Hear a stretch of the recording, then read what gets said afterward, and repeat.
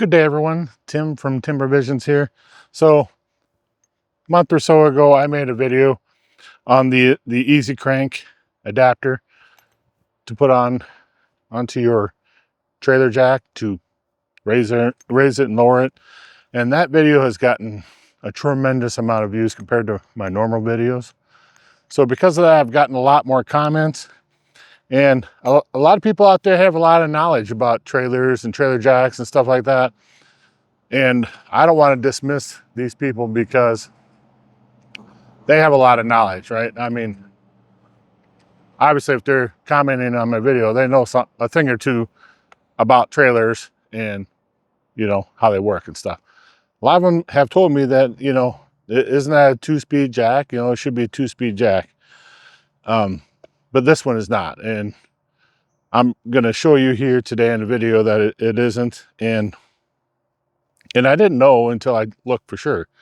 But basically, if it's a 2-speed, it's going to have 2 different spots to put your handle on. This one does not. But I'm going to take the cover off. We'll look inside of here and see what the inside of this jack looks like. So stick with me. All right, so, you know, there's retention bolts. I've already taken those out. So I'll just take the lid off. And as you can see, there is only one gear in here. And then the gear that, you know, drives the jack up and down. You know, if I move the right side, see the left side moves at the same speed, the same amount. So the reason that there's one over here, I suppose, is if you want to crank from that side instead of the driver's side. I don't know why you do that. Maybe your passenger does all the cranking. I don't know. But that is the way that this one is set up. So because of that, this Easy Crank adapter is a handy thing to have for my particular jack. I'm going to set up the camera and I'm going to turn this with a hand crank, and I'll have you on the camera, or have the camera pointed at the jack so you can see just how very little it turns per crank. So stick with me, I'll get things set up. Okay, so I have you set up looking at the jack there, and I'm going to do one full rotation up.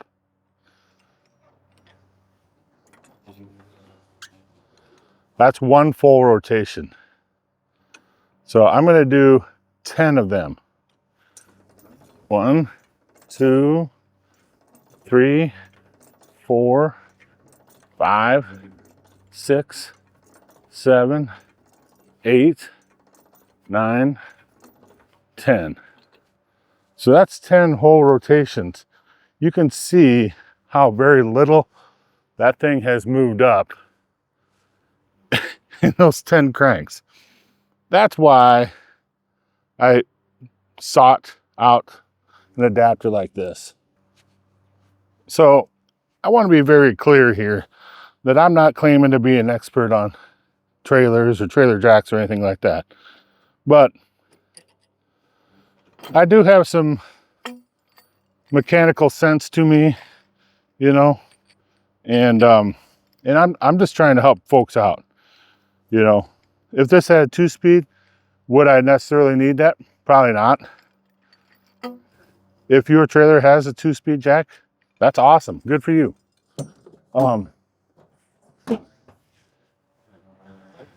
Is this trailer a piece of junk because it doesn't have a 2-speed jack? Absolutely not. Somebody called my trailer a piece of junk because it didn't have that. I don't know if he's being sarcastic or what, and that's fine. You know, everyone's entitled to their opinion, but it's a really good trailer. And, you know, $50 is not that much to spend to buy this. If $50 is too much for you to swing, you probably shouldn't have a trailer of this size. I'm just saying. You all see that a lot on, you know, tractor stuff. You know, that's way too much money. Well, you bought a tractor, obviously you have a little bit of money. You know, if you're buying a 22-foot tilt bed trailer, you probably have an extra 50 bucks laying around to buy an attachment like this.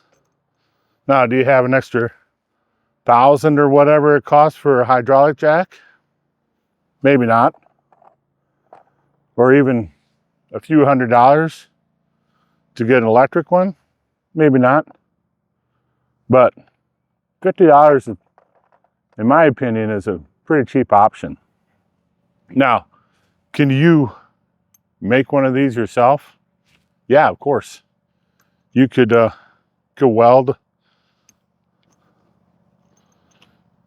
You could weld, you know, your main shaft like this onto a piece of pipe and drill a hole to match, you know, what's on the jack. Easy enough, you know, put a bolt in it or whatever. You know, you could always just leave it on there. A lot of guys say they use impacts. The problem with the impacts is you have gears in here and it's going to constantly beat on those gears. So the creator of the Easy Crank, easycrank.com, I'm not affiliated. These people don't know who I am. This is something I bought myself. Anyway, they say right on the packaging, do not use an impact. And they also say, do not use if the trailer is loaded. So I have a lot of people that say, well, try that when it's loaded. Well, I'm not going to. It told me right on the package not to. So do not use this if the trailer's loaded. Pretty easy to follow that instruction. But anyway, I just kind of want to do this quick follow-up. I do still recommend the Easy Crank if you have this type of situation. The top cranks that I've had in the past, they go up and down fast enough. It's not an issue. And you do need that low end torque that this thing has if it's loaded. If you had a faster gear for, you know, when you're unloaded and tried to use that when it was loaded, that would just be way too much for a person to crank. It's not difficult to crank this. It just takes a lot of revolutions. And when I'm unhooking and hooking up and the trailer is empty, this is something I can grab real quick to save me a lot of time and a lot of wear and tear on my shoulder, because that's a very long, large crank, you know. So I'm just trying to help folks out. If you don't want to buy this, don't buy it. I'm fine with that. I don't even get anything if you do buy it. So I'm just trying to help people out. So I do want to thank you for stopping in, watching my video. Until next time, be safe, brothers and sisters.